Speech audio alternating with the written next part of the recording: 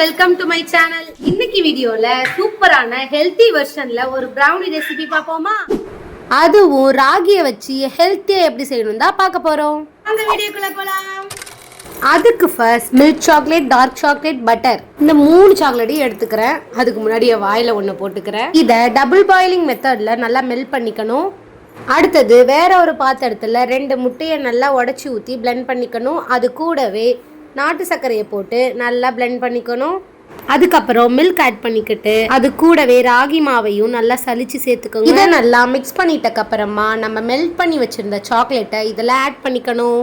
அதுக்கப்புறம் இதுல கொக்கோ பவுடரை நல்லா சலிச்சு சேர்த்து மிக்ஸ் பண்ற கேப்ல விசில் கட்டை ரிமூவ் பண்ணிட்டு 10 நிமிஷம் ப்ரீ ஹீட் பண்ணிடுங்க. அடுத்ததா நம்ம மிக்ஸ் பண்ணி வச்சிருந்த மிக்சரை எடுத்து பட்டர் ஷீட் போட்டு ஊத்திக்கிட்டு அதுல சாக்லேட் டாப்பிங்ஸ் எது வேணா நீங்க போட்டுக்கலாம். நான் சாக்லேட்டை துருவி சேர்த்துக்கிறேன். இதை எடுத்து குக்கர்ல வச்சு 20 நிமிஷம் கழிச்சு பார்ப்போம். ஃப்ரெண்ட்ஸ், எப்படியோ ஒரு வழியா நாங்க செஞ்சு அடுப்புல வச்சுட்டோம். இன்னும் என்ன பிரச்சனைனா இந்த குட்டி வாண்டுங்களை வந்து மேய்க்க முடியல எங்களால. இவ்வளவு குட்டீஸை வச்சுக்கிட்டு ஒரு சமையல் சமைக்கிறதுன்றது ஒரு உலக சாதனைக்கு சமமாகிறது. அடுத்ததா வெளியில எடுத்து 10 நிமிஷம் நல்லா ஆற விட்டுட்டு கட் பண்ணி பார்த்தா செம்ம சூப்பரா இருந்தது. சாப்பிட்டு பார்ப்போமா?